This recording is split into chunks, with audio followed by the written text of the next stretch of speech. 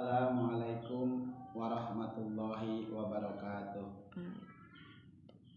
Selamat pagi anak-anak. Bagaimana kabar kalian hari ini? Sehat? Apakah kalian masih semangat untuk belajar hari ini? Nah, baiklah. Sebelum kita belajar, mari kita berdoa menurut agama dan kepercayaan masing-masing. Berdoa mulai. Selesai.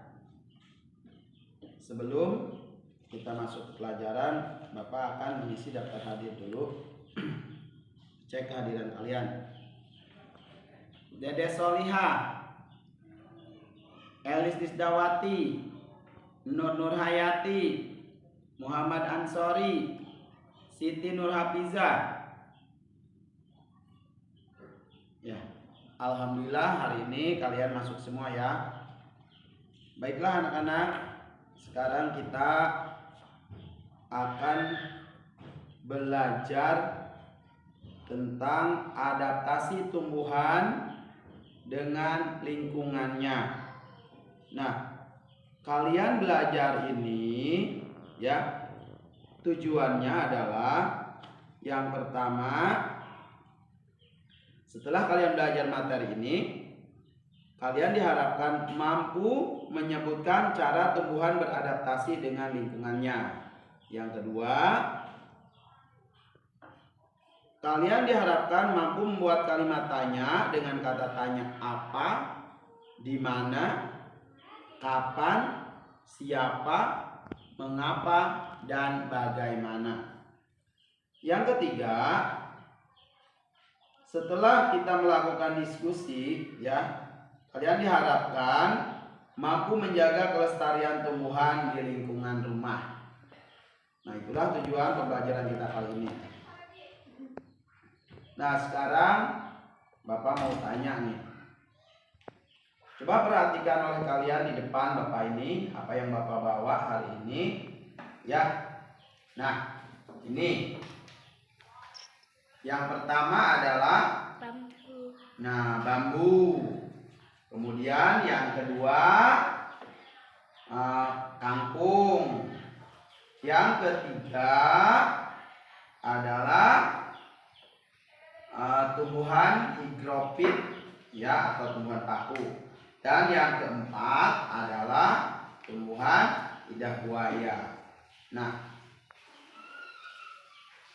sekarang Bapak mau tanya, siapa yang tahu apa itu manfaat tumbuhan bagi makhluk hidup? Siapa yang bisa jawab? Ya, Nur Hafiza. Apa? Betul. Nah, jadi manfaat tumbuhan bagi makhluk hidup itu diantaranya tadi kata Nur Hafiza, satu, sebagai bahan makanan. Yang kedua, sebagai tempat hidup. Ya. Nah, itulah beberapa manfaat dari tumbuhan bagi makhluk hidup. Nah, kemudian untuk ini seperti bambu ya, ini sangat bermanfaat bagi manusia untuk bahan bangunan. Nah, itu. Nah, kemudian sekarang kita sebelum kita berdiskusi, coba kalian amati dulu tumbuhan yang Bapak bawa ini. Silahkan. Nah, sudah.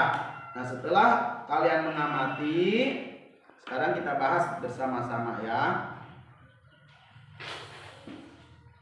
Kita bahas bersama-sama. Ini perhatikan, bagaimana bambu bisa mempertahankan hidup. Ya, apakah ciri khususnya? Nah, bambu ini, ini coba dibuka oleh kalian buku tema 2 halaman 19. Di sini ada artikel tentang bambu ya. Bisa kamu lihat di sini artikel tentang bambu, bisa kamu baca. Nah, bambu memiliki ciri khususnya adalah mempunyai bulu pada bagian batangnya. Dan bulu ini kalau terkena kulit bisa menyebabkan gatal-gatal. Nah, itu bambu ya. Nah, bagaimana cara menghilangkannya kalau terkena kulit? Tinggal digosokkan ke bagian rambut. Ya, itu biasa ya. Bapak juga tahu dari orang tua Bapak sendiri, kalau kena bulu bambu cukup gosokkan dengan rambut, itu akan hilang. Makanya kalian hati-hati kalau bermain-main dengan bambu. Yang kedua, nah ini apa nih? Ini adalah kangkung. Di mana kangkung itu bisa hidup? Kangkung ini bisa hidup di permukaan air ya. Nah, kangkung ini bisa mengapung di atas permukaan air. Mengapa? Karena kangkung itu mempunyai batang yang berongga ya, dan akarnya juga bisa mengapung di air. Nah, kangkung ini sangat berguna ya bagi kebutuhan kita ya. Siapa yang suka makan kangkung? Ya, Muhammad Ansori. Nah, kapan kamu makan kangkung terakhir makan kangkung? Kemarin, iya kemarin ya. Nah, sekarang kangkung sudah. Selain kangkung, ada yang tahu tumbuhan apa yang dapat hidup di air? Dedes. Ya betul, kata Dedes, katanya eceng gondok. Mengapa eceng gondok bisa tumbuh di air? Bisa mengapung di atas permukaan air? Siapa yang tahu jawabannya? Ya, Nur. Ya, kata Nur katanya eceng gondok bisa mengapung di air karena batangnya yang berongga. Nah, biasanya eceng gondok bisa ditemukan di rawa-rawa ya, atau di kolam ikan.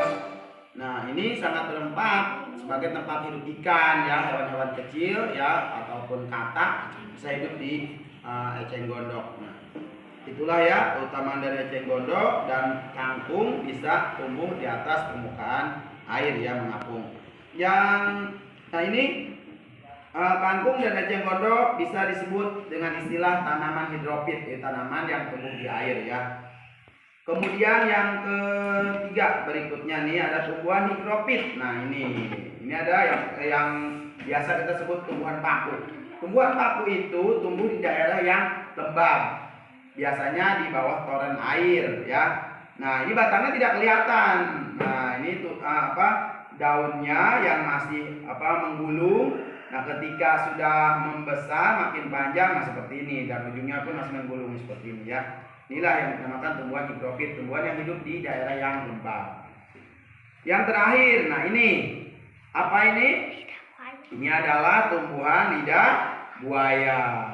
Tumbuhan lidah buaya, perhatikan, ini memiliki duri ya. Nah, dia bisa bertahan hidup di daerah yang kering atau daerah yang kurang air. Nah, ini berduri untuk mempertahankan hidup dari gangguan makhluk hidup lain. Itu ya ciri khususnya. Nah, kemudian selain lidah buaya, ada tidak yang bisa menyebutkan? Ansori?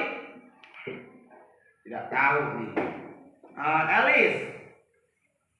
Ya, kata Elis katanya ada kaktus. Betul. Kaktus itu mengapa bisa bertahan di daerah kering? Karena batangnya yang tebal dan banyak mengandung air seperti lidah buaya ini. Ya, di dalamnya penuh dengan air sehingga ketika kemarau mengurangi penguapan karena daunnya berbentuk duri. Selain mengurangi penguapan, kaktus juga dapat bertahan hidup di daerah kering. Itulah ya sebabnya, alasannya. Nah, baiklah.